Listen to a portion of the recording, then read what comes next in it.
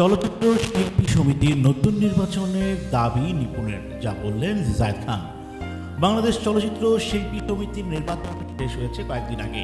এরই মধ্যে নির্বাচনের ফল বাতিল চেয়ে হাইকোর্টে রিট দায়ের করেছে নির্বাচনে পরাজিত সাধারণ সম্পাদক প্রার্থী নাসরিন আক্তার নিপুণ। বুধবার নিপুণ আদালতে দায়ের করেছেন এই রিটে মিশা দীপজলের নেতৃত্বাধীন কমিটির দায়িত্ব পালনে নিষেধাজ্ঞাও চাওয়া হয়েছে। বিচারপতি নাইমা হায়দার ও বিচারপতি কাজী জিনাত হকের হাইকোর্ট বেঞ্চে রিট আবেদনটি করা হয়েছে। জানা গেছে, নির্বাচনে অনিয়ম এবং কারচুপির অভিযোগে এনে এই ঘটনা তদন্তে কমিটি গঠনের নির্দেশনা চাওয়া হয়েছে রিটে। পাশাপাশি নতুন করে নির্বাচনের তফসিল ঘোষণার নির্দেশনা চাওয়া হয়েছে। গত 19 এপ্রিল নির্বাচন হয় বাংলাদেশ চলচ্চিত্র শিল্পী সমিতির 2024-26 মেয়াদের নির্বাচন। এতে সভাপতি পদে মিশা 265 ভোট পেয়ে বিজয় হয়েছেন। তার প্রতিদ্বন্দ্বী মাহমুদ কলি 170 ভোট পেয়ে পরাজিত হয়েছেন। অন্যদিকে সাধারণ সম্পাদক পদে দীপজল পেয়েছেন 225 ভোট, 16 ভোট কম পেয়ে হেরে যান তার প্রতিদ্বন্দ্বী নিপুণ।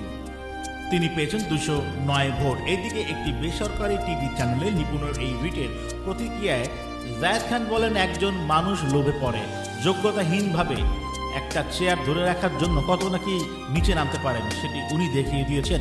ফুলের মালা পরিয়ে দিয়ে বলে গেলেন সুষ্ঠু নির্বাচন হয়েছে। সব মেনে নিয়ে ওনার এতদিন পরে মনে হলো নির্বাচন সুষ্ঠু হয়নি। জায়েদ খান আশা প্রকাশ করে বলেন, এই ধরনের নোংরা মন মানসিকতা শিল্পীকে সকল শিল্পী মিলে প্রতিহত করবেন।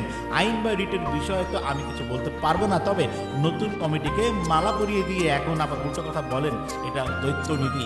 নিপুণের এই রিট প্রসঙ্গে জায়েদ আরও বলেন, এটা উনি আলোচনা থাকার জন্য করেছেন, ওনার আলোচনায় আসা দরকার, ওনার কারণে সব শিল্পীরা নিচে নেমে যাচ্ছে।